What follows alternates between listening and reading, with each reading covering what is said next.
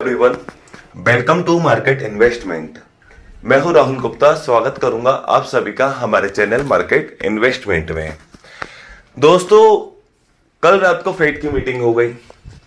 Fade की meeting में fade अध्यक्ष जेरोम पावेल जी ने ब्याज दरों को फिर से स्थिर रखा, अनचेंज रखा, किसी तरह से कोई बदलाव नहीं किया। इसकी उम्मीद तो हमें पहले से ही थी कि फेड जून वाली मीटिंग में किसी तरह से कोई रेट कट नहीं कर सकता या नहीं करने वाला है। लेकिन हमें सितंबर की बहुत ज्यादा उम्मीद थी कि सितंबर वाले महीने में हमें एक रेट कट होने की बात जरूर होगी। लेकिन इसका जस्ट विपरीत हुआ, कि बिल्कुल विपरीत हुआ कि फेड अध्यक्ष जेरोम पावेल जी ने अपनी टिप्पणियों में, अपने भाषण में क्लियर कह दिया कि इस साल फेड एक या दो बार ही अपनी ब्याज दर के अंदर कटौती कर सकता है और फेड को किसी तरह की कोई जल्दबाजी नहीं है ब्याज दर कट करने की। वह धीरे धीरे ही आगे कदम बढ़ाएगा। तो फेड की ऐसी टिप्पणी आने के बाद गोल्ड के अंदर हमें एक गिरावट देखने को मिली, सिल्वर के अंदर हमें एक गिरावट देखने को मिली।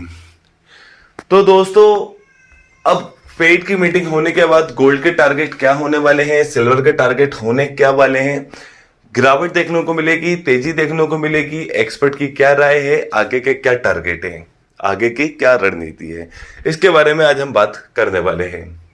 तो दोस्तों, आज का जो हमारा टॉपिक है गोल्ड का और सिल्वर का, उसको शुरू करने के पहले मैं आपको बताना चाहता हूं, मैं गोल्ड, सिल्वर या अदर कमोडिटी से रिलेटेड कोई भी लेटेस्ट न्यूज होती है, कोई भी लेटेस्ट अपडेट होता है, इसका यहां पर डेली बेसिस पर एक वीडियो बनाकर अपलोड करता हूं।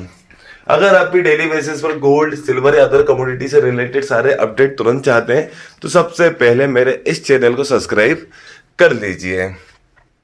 चलिए दोस्तों, फिर शुरू करते हैं आज का हमारा जो मेन टॉपिक है गोल्ड का और सिल्वर का। दोस्तों, आज दिन है गुरुवार का 19 जून एंड सुबह सुबह हम ये वीडियो बना रहे हैं एंड आज गोल्ड की ओपनिंग, गैप डाउन ओपनिंग हुई भारतीय बाजारों के अंदर। लगभग 99,100-200 के आसपास अभी हमें गोल्ड देखने को मिल रहा है।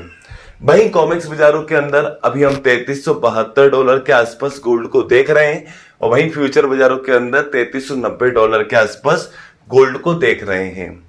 वहीं चांदी के भाव भी 36.6 के आसपास है एंड हम देख रहे हैं 1,08,000 के आसपास चांदी के भाव सस्टेन होते हुए नजर आ रहे हैं। तो दोस्तों, आज क्या है, थोड़ी सी गिरावट है, थोड़ी कमजोरी हमें गोल्ड के अंदर देखने को मिल रही है, चांदी के अंदर भी हमें कमजोरी देखने को मिल रही है। उसका सबसे बड़ा कारण आपको पता है कि भाई फेड ने कल रात को जो मीटिंग हुई उसके अंदर रेट कट नहीं किया और आगे भी उन्होंने बोला कि रेट कट करने में वे कोई जल्दबाजी नहीं करेंगे, धीरे धीरे ही रेट कट करेंगे। इस साल 3 से 4 बार रेट कट होने की उम्मीद जताई जा रही थी कि इस साल के अंत तक 3 से 4 बार रेट कट होने की एक उम्मीद थी। लेकिन उस उम्मीद को फेड अध्यक्ष जेरोम पावेल जी ने बिल्कुल धुंधला कर दिया। उन्होंने कहा कि इस साल के अंत तक 1 या 2 बार ही रेट कट होगा। तो भाई उन्होंने ये भी बोला कि महंगाई दर बढ़ सकती है। महंगाई दर बढ़ सकती है तो भाई आप जानते हैं जोखिम, डॉलर इंडेक्स बढ़ सकता है और डॉलर इंडेक्स बढ़ता है तो गोल्ड के अंदर गिरावट आती है। ठीक है, क्योंकि दोनों ही बिल्कुल एक दूसरे से विपरीत चलते हैं। डॉलर इंडेक्स के अंदर तेजी, गोल्ड के अंदर गिरावट, डॉलर इंडेक्स के अंदर गिरावट, गोल्ड के अंदर तेजी। तो फिलहाल फेड की मीटिंग गोल्ड के बिल्कुल फेवर में नहीं रही है। ठीक है, एंड फेड की मीटिंग होने के बाद अमेरिकी राष्ट्रपति डोनाल्ड ट्रंप जी ने वापस फेड अध्यक्ष की आलोचना की। उन्होंने कहा कि फेड अपनी ब्याज दर को कम नहीं करके बहुत बड़ा नुकसान कर रहे हैं। वहीं जेरोम पावेल जी ने बोला कि भाई रेट कट इसलिए नहीं करेंगे क्योंकि अमेरिकी राष्ट्रपति ने जो टैरिफ लगाया है दुनिया भर के देशों के ऊपर, उससे क्या है, महंगाई दर के अंदर अभी रिसेंट में हमें कोई फर्क देखने को नहीं मिल रहा है, क्योंकि बड़ी बड़ी कंपनियों के पास जो स्टॉक है वो पहले से रखा हुआ है। अभी इसका हमें असर देखने के लिए हो सकता है कि 2 से 3 महीने बाद, 3 से 4 महीने बाद हमें इस टैरिफ से महंगाई बढ़ती हुई दिखाई दे। तो उन्होंने बोला कि भाई महंगाई दर बढ़ेगी तो ब्याज दर कम करने में काफी ज्यादा कठिनाई होने वाली है। उन्होंने बोला कि इस साल के अंत तक 1 से 2 बार ही ब्याज दर के अंदर कटौती करेंगे। लेकिन कई फेड अधिकारियों का यह भी कहना है कि अगर आगे 1 से 2 महीने बाद, 3 से 4 महीने बाद अगर महंगाई दर बढ़ती हुई दिख गई और अमेरिकी डेटा खराब आना चालू हो गए, तो जो 1 से 2 बार ब्याज दर कट होने की जो उम्मीद है ये भी खत्म हो जाएगी। ये भी खत्म हो जाएगी और इस साल हो सकता है रेट कट हमें देखने ना मिले। और रेट कट होते नहीं देखने मिलेंगे तो भाई गोल्ड के भाव के अंदर फिर से गिरावट आ सकती है, क्योंकि फेड की ब्याज दर की कटौती की उम्मीद ने ही गोल्ड को काफी ज्यादा ऊपर की तरफ लेकर रखा हुआ है। तो इस उम्मीद के बाद हमें सोना और चांदी दोनों के अंदर गिरावट देखने को मिली।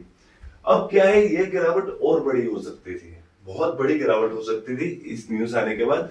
लेकिन जियोपॉलिटिकल टेंशन इतना ज्यादा है कि सेफ इन्वेस्टमेंट के रूप में गोल्ड और सिल्वर को पकड़ के रखा हुआ है, गोल्ड को काफी ज्यादा पकड़ के रखा हुआ है। अगर ईरान और इजराइल इनका ऐसे युद्ध जारी रहता है और उसमें अगर अमेरिका की भूमिका और ज्यादा बढ़ जाती है, अमेरिका का इंटरफेयर और बढ़ जाता है, तो हमें जियोपॉलिटिकल टेंशन और बढ़ता हुआ दिखाई देगा और सेफ इन्वेस्टमेंट के रूप में गोल्ड के अंदर तेजी देखने को मिलेगी, खरीदारी देखने को मिलेगी। तो दोस्तों, जो फेड की एक बड़ी गिरावट थी वो छोटी गिरावट में ही रह गई फिलहाल में। एंड एक्सपर्ट आपको लगातार सलाह दे रहे हैं कि गिरावट पे खरीदारी कीजिए।